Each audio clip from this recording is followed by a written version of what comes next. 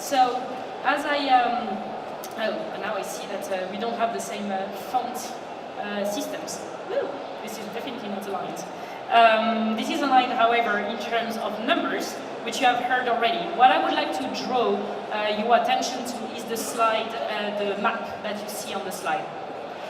This map comes from Veris Maplecroft, an intelligence organization that puts together data and research in terms of the commitments, the practice, and the performance of different countries in protecting certain rights and measuring where there may be violations on the ground.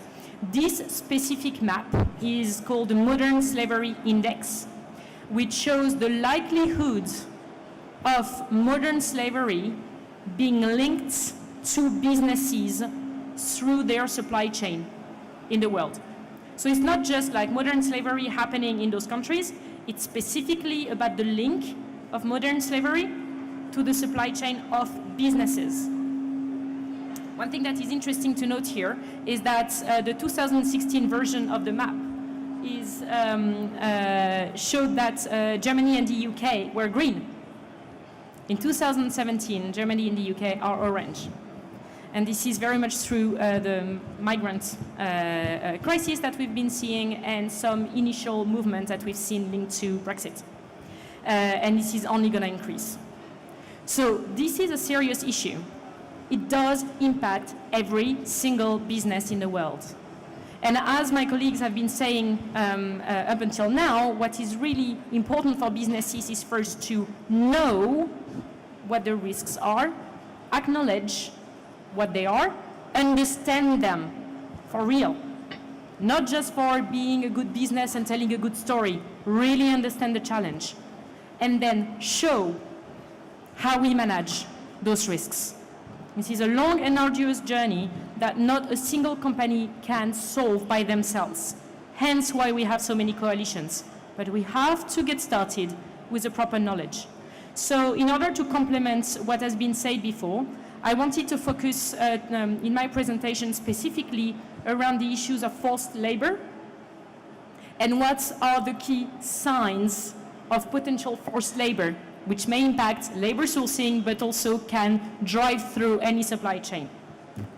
So we did quite extensive research with employment agencies, outsourcing agencies, recruitment agencies, fellow businesses, peers in other industries, industry groups within hospitality and outside, including in other industries that have been on that journey for a while, like the Consumer Goods Forum or the Electrics Industry Coalition, which have been working on these issues for a while. And we have simplified and boiled down the 5 key risks of modern slavery, which can be in the supply chain in general, but here I would like to focus on labor sourcing specifically. As it has been explained earlier, hospitality is an industry where they may have risks of forced labor and modern slavery through being an industry based on people, by and for people. So all of these risks may exist into recruitment agencies, but also outsourcing agencies, and that leads into construction workers. Sorry. Starting by recruitment fees. Recruitment fees means that an individual will be actually paying a fee and oftentimes taking a loan to pay that fee to even have access to work. That loan is what will make that person a bonded labor person. And that happens before the person even gets to the recruitment agency or to the outsourcing agency. It happens back down in the villages where they've already had cousins who have moved across seas, where they know there are jobs over there, they can send money back home. This is like a fellow colleague from a leading organization says, this is the original sin. From there, it can only go downhill. Oftentimes it is linked with contract deception. You're told that you're going to have a fantastic job as the head chef of a 5-star hotel, and you end up probably doing maybe that accounting scam, or being in terrible conditions in an outsourced agency. Working conditions and pay become a challenge, especially in outsourcing agencies, where that control is solely in the hands of the employer, the direct employer, the agency. ID retention. An interesting evolution in ID retention is that you might all have heard of the risk of the passports being taken away, which prevents the person from leaving their job. Now that companies have started to ask more questions and check on it, they found other ways. Now they are holding wedding rings or any key valuables that will basically prevent a person from leaving their job. And ultimately, accommodation standards. In certain countries in the world where it is general practice for the employer to provide accommodations for the employee, this can also be a challenge in certain countries in terms of the conditions of these accommodations. So 5 key risks which can define modern slavery and how to solve them. And now in 1 minute, explaining what Hilton is doing about it.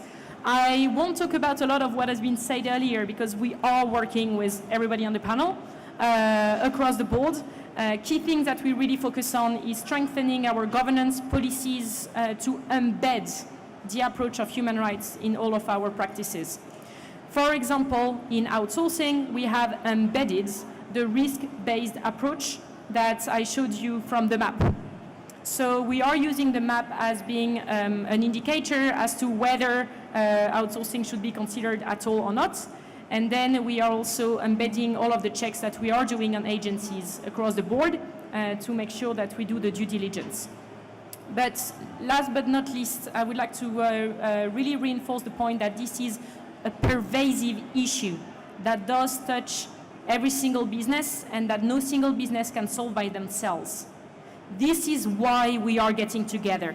This is why we are proud to support the ITP goals on human rights, which were launched, which we helped launch a couple of months ago at the SCIFT conference. This is why we are proud to have co-founded the Stop Slavery Network with Shiva Foundation last year to bring not only the brands to the table, but also the owners, the management companies, and other players to really be able to move the needle.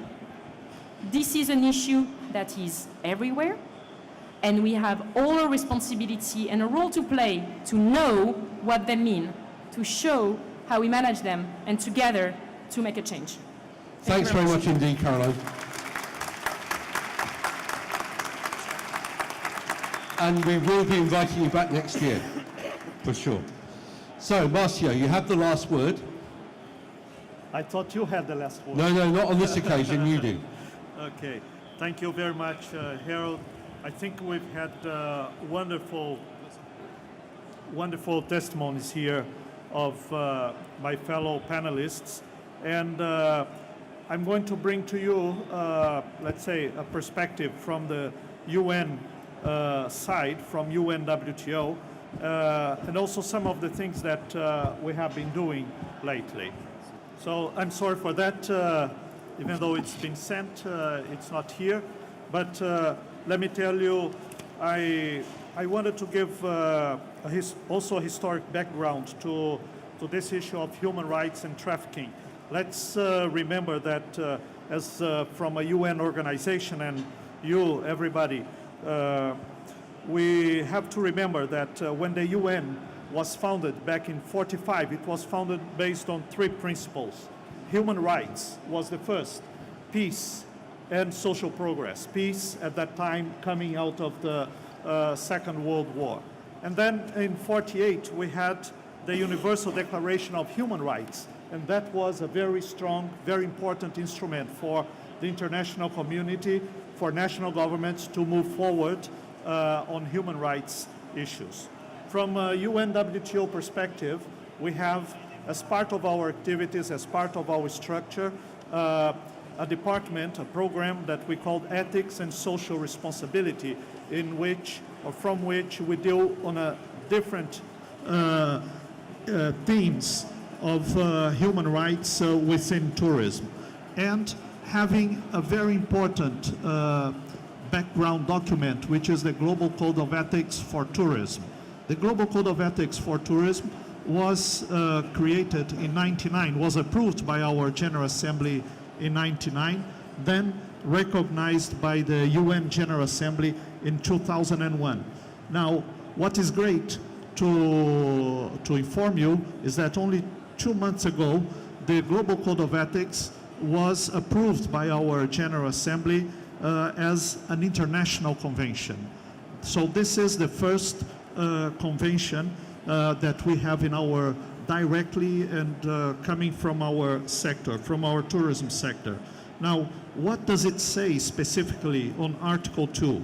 The exploitation of human beings in any form conflicts with the fundamental aims of tourism and is the negation of tourism. Is the negation of tourism. So there are all reasons for us to be engaged in all different types of human rights breaches in our sector, but there are a number of international and national documents and principles, including in our sector, that talk about it. Now, we have a World Tourism Network on child protection, and this network has been operating for many years. Every year we have a meeting in ITB Berlin, where many of you, including some of the organizations here, have been with us there to talk about, to discuss, to see cases, best cases on dealing with the child labor and trafficking of minors in our sector. We've had the participation of Interpol, other national police officers. So this has been a very positive initiative to encourage others to come into this and also to show what we have been doing. Some 2-3 years ago, we launched a campaign with our sister organizations, UNESCO and the UN Office on Drugs and Crime. Exactly one of the issues there was on the use of tourism infrastructure for trafficking, for smuggling. And more recently, what we've seen at the international scene with the 2030 development agenda from 2 years ago in 2017, that SDG 16 is very, very much focused on what we are discussing here. SDG 16 is on peace, justice, and strong institutions, but most of the targets of SDG 16 are there on human rights. And one of them I would like to point out to you is to end abuse, exploitation, trafficking, and all forms of violence and torture against children. So, as you know, the 2030 Development Agenda and the SDGs are universal. They are not only for developing countries, they are also for developed countries. And that is a major difference to the previous MDGs. And to the issues that we are discussing here makes all sense, because what we've seen is that it's not a problem of a certain part of the world, of a certain type of countries, but it's something that is happening everywhere. As tourism grows and reaches new heights in terms of numbers, in terms of accessibility, in terms of more destinations being coming into the market, more source markets generating tourism flows to other countries, our sector becomes more and more vulnerable to organized crimes. And that is very, very clear. So as a final word, Harold, if I, as you said, that I may have the last word, I hope it's not the very last, but what I see here is that it's key to fight trafficking in our sector. It's key. The development of partnerships, the engagement, the involvement of all stakeholders from our sector and beyond our sector, lawmakers, the media. We have to bring those stakeholders to us. So first, partnerships. Second, awareness raising campaigns and training. This has been highlighted here. This is key, and we have to involve the tourists as part of that awareness raising campaign and in our efforts. 3, national legislation. It's very, very important. 4th, international conventions and agreements. And 5, which is related to the 4th, international cooperation. So I think that with the engagement of everyone and with these 5 basic initiatives, I think we have grounds to fight this very complex issue and the organized crime and non-organized crime that is using our infrastructure to do what we've seen, what we know that they are doing. Thank you very much.